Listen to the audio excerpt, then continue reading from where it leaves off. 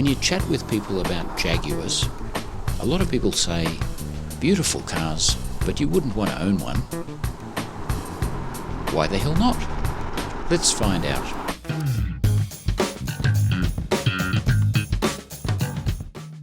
Hi everybody, no Mark today.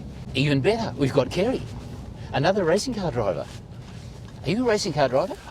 In my mind, I'm pretty damn good in my mind actually. Are you? But when we do when the timing goes on, it tells another story. Are you what we call a gentleman racer? Not even a gentleman. Okay, so we don't know what to call you. Yeah, mate, well, ask my wife. She'll tell you what to call me. What an interesting car. What is it? It's a 2014 F-Type Jaguar 3-litre V6 supercharged, which I love. You do like it? More than like it, I love it. You've got several cars, haven't you? That was your Mustang we reviewed. Yes, the Mustang, the 2017 Mustang, which again, I really like that. Nearly as much as this. It's more brutish, but this is a bit more sophisticated, but still gets up and goes. Well, it should. It's got 375 horsepower with an 8-speed ZF gearbox. It's not a dual clutch gearbox, is it? No. It's just a conventional... It is, but it's quick. Going through the gears is fairly quick. And there's 8 of them, so it's always swapping cogs. Yeah. Could be worse. Could be the Mustang with 10 gear. 10. Who needs 10 gears? But you have a 6-speed manual. A 6-speed manual, yeah, I wouldn't get the 10. Did these come in manual? They did for a short while, 6-speed manual, but they didn't last long. So would you say you're a spirited driver on the road? That's a good word. Yes, I would say spirited, yes. Wintertime in Australia, and if people ask where we are, this is the Jamboree Illawarra. Illawarra broadly. It's about 10 kilometres inland from Kiama. On, in my view, one of the best driving roads ever. It's just beautiful.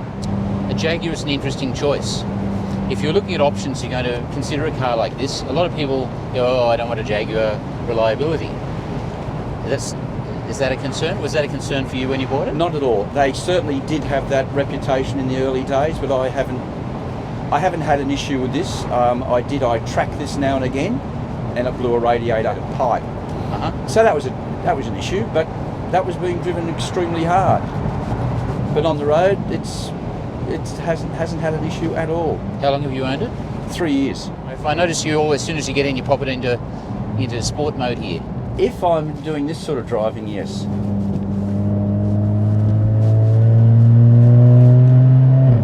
If you're just on the freeway, just leave it in drive. And I really enjoy the paddle shift. I think it's just nice.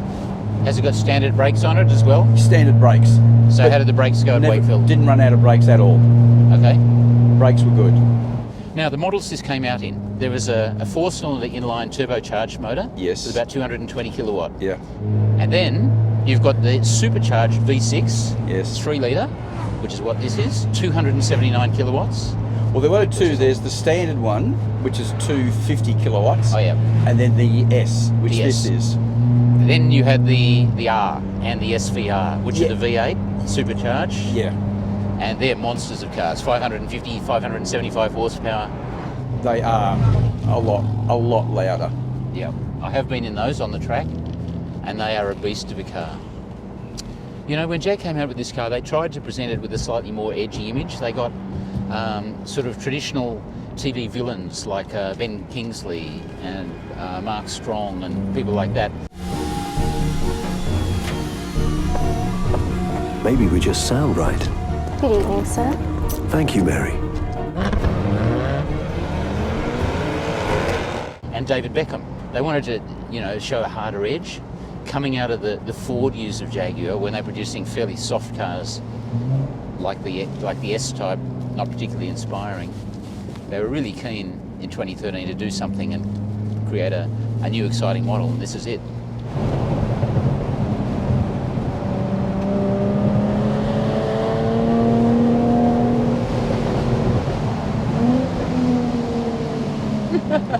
Oh, it does make the right noises, doesn't it?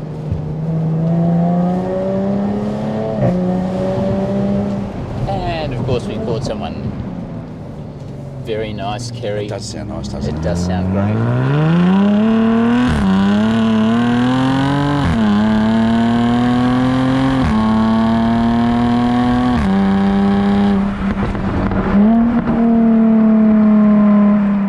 So if people were looking at a Porsche 911, they might look at the price tag, because the equivalent 911 was the 991. They're 2.5 times the price of this. You'd pay 170, 180 grand for a decent 991 Series 1. You could also consider a BMW M3 or M4 or an RS5 Audi, but they're just saloons with a roof cut off. Sure, you'll have more space and a back seat. If you want something that actually looks like a sports car, what are your options? You can have this, Porsche 911, Aston Martin Vantage, although that'll be a lot more expensive as well, or a Maserati Grand Sport. So we've got a manual seat adjustment forward and back. We've just got rake adjustment and height. No lumbar support. No. Are these the sport seats or the standard seats? Standard. Fairly firm in the lumbar. It's kind of Mercedes AMG like. So it's a fairly basic infotainment system. Meridian sound. There's not a lot of functionality here, but it is linking to your phone. Gee, you do like classic rock, don't you? I do. Downtown, Petula Clark. I love Seriously? Petula. All right.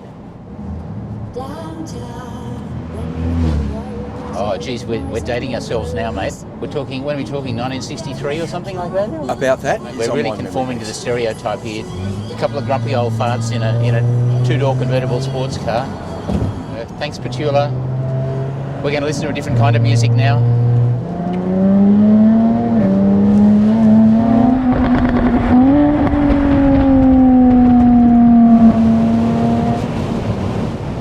Woo! Handle that bump pretty well.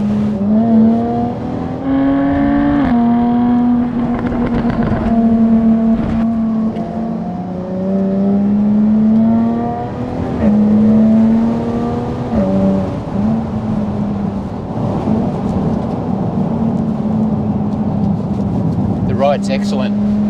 That's in sports mode, isn't it? Your yes. track mode. There's a nice wallow to it, and you can feel the movement at the back. Geez, that's a very good ride.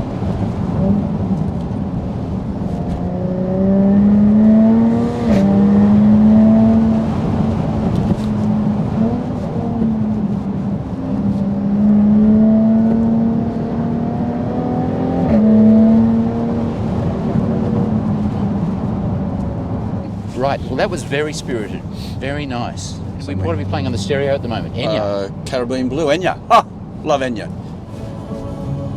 This is the music we used to play to our kids to put them to sleep when you take them for a drive in the car when they won't settle. That's what my navigator says. He said, this music's putting me to sleep. Can't hear it anyway over the motor. Stereo completely redundant.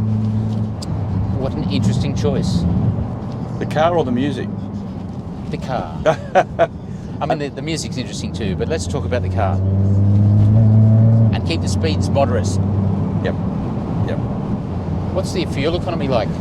Pretty good, actually. I can scroll through it. My average is 11.2 litres per 100 kilometres. Really? That's very good. You can see how I drive. I don't drive like West Briskly? Daisy. Yeah. So Jaguar, they like to say they were founded in 1935, but at the time they were called SS cars. So after the war, 1945, they went, oh, SS is not a great name. It's got a nasty connotation, so they changed to Jaguar at that point. Jaguar had lovely cars in the 50s, you know, the 50s and 60s, the E-Type, the Mark II, the XJ saloons were just fantastic cars. Well, And Enzo Ferrari is quoted as saying the E-Type was the nicest looking car he's ever seen. And this is really the spiritual successor to the E-Type. Those were when Jaguars were edgy. They went soft because in about 1984, Thatcher privatised and sold off Jaguar, and it didn't go well for a number of years. Then Ford bought it, along with Land Rover and Volvo and Aston Martin in around 2000. And they never made a profit. Ford lost money every year with Jaguar. And in 2008, they sold it to Tata, the Indian company, who sensibly, in 2013, assembled all the British workers, the British design team, separate company, wholly owned subsidiary, and that's when they started coming up with good cars like this. Strong, exciting sports cars. It feels really taut. It feels strong. These wheels aren't original. You've got a 20-inch rims instead of the 19s that were on it. I wouldn't have gone 20s if I didn't have to. It's hard to find wheels for it.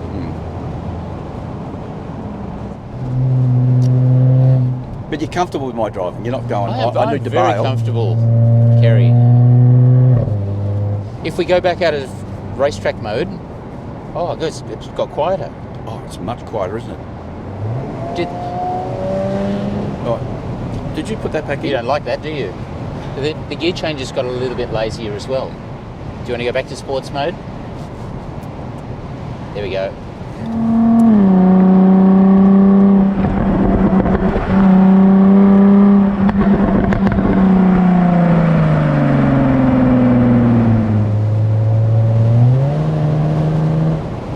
If you don't change gears for about 30 seconds, Yep. it goes into auto.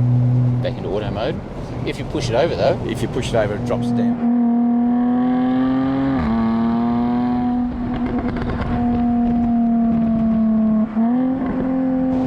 it's a very nice place. What it doesn't have is any storage space. It's ridiculous. That boot is appallingly small. And at least you've got a spare in there, a tiny little one, but it's a real wheel. Considering the size of this car, nothing up front, nothing in here at all. Bit of useless space behind the seat, little thing here. So you couldn't put a suitcase in it. No, but the coupe, there's plenty of room. You can fit golf clubs and a decent sized bag in the coupe. Is that so? So why didn't you buy the coupe? I just wanted a convertible. I personally think it looks nicer. The rear styling of the coupe is gorgeous. It is nice, but I don't use it as a daily driver, so it didn't matter. And look, this is actually the perfect weather for convertible. Winter's Day, we're nice and toasty down here. Very comfortable. Fairly good protection from buffeting. And I believe you can put the roof up. It's at about 50. Woo! Is it clearing? Up she comes. Now that is good. Well done. And it locks and then the windows come up. Perfect. And we can actually hear each other now. The roof is actually double insulated. Like many sports cars, it's just one sheet of vinyl or something. Yep. And they're still quite noisy. This is quite good. It's actually a lot quieter. Would you like to have some food? That would be nice. There right, is. Right there. Perfect. Reversing camera? But it's an awkward one because it's very low. Oh yeah. So you don't get good perspective. Ah. Bit of bird poo. Look at that. You bought me a treat. Oh. A custard top bar. I hate to tell you, you got the wrong jacket on for today. I haven't got a Jag one. That is actually a really beautiful car. Thank you, mate. Equivalent cars, Maserati Grand Sport, the same era, 2014 vintage, V8, similar sort of power, probably no faster, but they've got a kind of droopy nose on them. It's the Maserati look. Aston Martin Vantage V8 Roadster would be an equivalent kind of car that's equally pretty, except there's only one for sale in Australia and it's about $120,000. So this car's worth what? 75, 80? Yep, something like that. Jags are But they renowned come for up their... so infrequently. Particularly the convertible, the coupes, far more of them. I think it's about 10-to-1 sales. But I wanted the convertible. That's just what did it for me. End of an era, because Jaguar said by 2025 every vehicle they make will be fully electric. That's only 3 years. That I know. I know. Can you imagine it? So I'll be keeping that for a while. Look, front engine, rear-wheel drive, two-door coupe convertible. Yeah, it's going to hold its value, even though it's a Jaguar, and they're renowned for losing their value. They are. So you're going to keep it forever? Probably. I just love it. Just love driving it. Well, should we go and do some more driving? Yep, sure. I think you should have a drive, mate.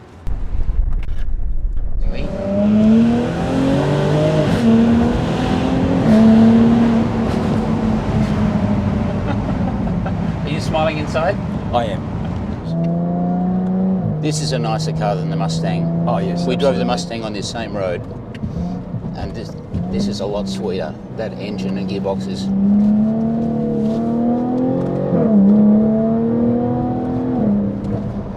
A little loose in the rear end there. You see a little step on the in the rear there. Very, very manageable though. Steering's quite light. It's not as involving as a 911. It does point very nicely, but it's a little disconnected. Do you know what I mean? I think it's roof down time, don't you? Okay. It's actually nice not fanging it, just cruising along. Can I say that? Yeah, you don't have to go too fast. It does.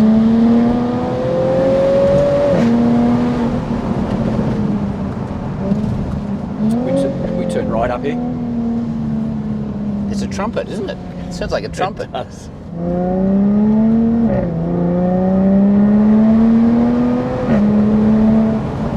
Oh God, that is fabulous. That sounds so good. Really grows on you. Doesn't it? You do not need a V8, do you? And look, there's a terribly potholed bit. And how was the ride there? And we're in sports mode. You could not criticise the ride. Here's a nasty pothole. Hardly felt it. This is like a glove now. I'm really growing into this car. This is effortless, this thing, isn't it? And look at the view out there. That's sensational, isn't it? There's zero lag at all with this motor. Change down, hit it, and you're away. And that gearbox is fine. You don't need a dual clutch. ZF makes such good gearboxes. That's beautiful. Oh, Kerry, thank you so much.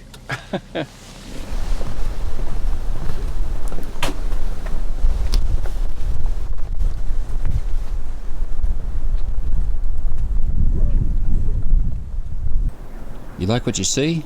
Love it. Is that your new home down there? That's my weekender. That one, Dad? Yeah, that's the weekender. Looks nice. Yeah. No, we don't mind it. Yep. What kind of bird is that? That is the throaty. The double bottom, bell bottom fart ringer. It's a fart ringer.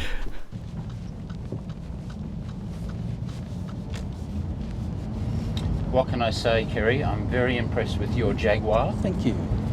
As most people would go, I'd love to have one, but I'm just concerned about reliability and maintenance. And you tell me, in your 3 years' experience, you haven't had any dramas? No issues at all. Just the one radiator hose? But that was your own silly fault through flogging it on the track so hard? Well, I'm on the track, of course, like you do. You go as hard as you can. So your first introduction to this car was driving on the track? Yep. Within a year, I decided to get one. Because at my age, What, you're running out of time and you just got to I am. enjoy I'm running things out while of time. You know, the big fella upstairs could say it's your turn any day. So I'm enjoying myself. Oh, hopefully not today, though. No, not today. You know the way home if I do. I'm changing my thinking about the steering. I'm really liking it now. I'm conscious that we do have a big long bonnet, which I can't see because you've got a very high sill level. It's an old school car like that. You've got You sit in it, don't you? You really sit in it. You're right down low. But more, the dash is quite high, so you can't see the corners of the car. You just have to guess where they are.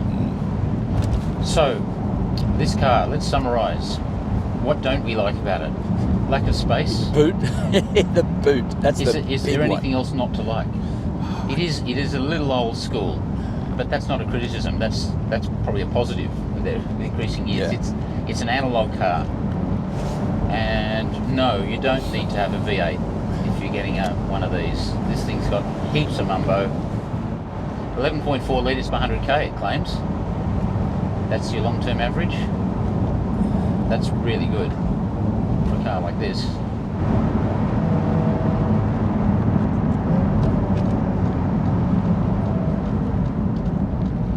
Switchgear and everything seems to be pretty good quality as well. It's not your Ford spare parts bin stuff from the 2000s. And look, the thing that's really my takeaway from having driven it, I've warmed to the steering. It is very pointy, it's very direct. I thought it was lacking a little feel, but it's not. It's just that the ride quality is much better than I expected. And we've got a level of insulation from the roughness in the road. I guess I'm more used to feeling every little jiggle in the road, and it's insulating me from that. Well, thanks, Kerry. That's the end of the video. Bye, everybody at home. Thanks for watching inCARnation this week, and a special thank you to Kerry here, once again lending us one of his amazing cars. What next? Who knows? I don't know if I'm game to go into Cobra. That's a whole new world. That is just. There won't be any discussion in that car. You won't be able to hear a thing. Not a lot of conversation. So there you are. That's the F-Type with the supercharged V6. As a cheaper alternative to an Aston Martin, Maserati or a Porsche, why not? All for the same money, it looks much sexier than any saloon-based BMW, Audi or Mercedes convertible of a similar age. It looks like a proper sports car. What's wrong with this car? Number one, obviously, is the ridiculously small amount of luggage space, considering its size. The leather interior is lovely, but the touchscreen is a clunky, low-resolution novelty. And the infotainment system is pretty rudimentary and haphazardly designed, nothing like as good as a German car. There are only 3 modes: snow, normal and track, predetermined programs for exhaust noise, steering weight, throttle response, shifting speed and damper settings. You can't fine-tune these to your taste, but it doesn't matter, as they're quite different and they're pretty good. While the cabin was roomy enough for me, the seats don't have much adjustment, and although these are the comfort seats, they're quite firm, particularly in the lumbar region. In no way are they plush like the old Jag saloons. There's always been a question mark over any old Jags resale, servicing costs and maintenance needs. Maybe that's not justified with these modern cars. I spoke to several owners and they all said the car's been very reliable. What's right with it? The AJ126 motor is the V8 version with a couple of cylinders cut off. That's essentially the same motor used in Aston Martin and Land Rover V8s of the same era.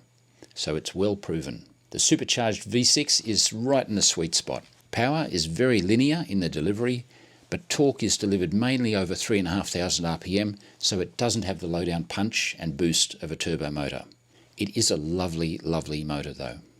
It looks stunning, it sounds great, it goes hard, it rides well, it's easy to drive, reasonably fuel efficient, cheap compared to the alternatives. What's not to like? I can see why Kerry loves it so much. So let us know what you think. Leave a comment. Please have a surf around the channel. Lots to see. Ferrari, Porsche, Aston. Thanks for watching. It's been emotional. Oh hey, you made it right through to the end of the video. Congratulations. Thank you for watching. If you like what you see, please share it with your motoring friends. And above all, click the little subscribe thing down here so you can see the latest videos when we bring them out, hopefully each week. I look forward to seeing you soon.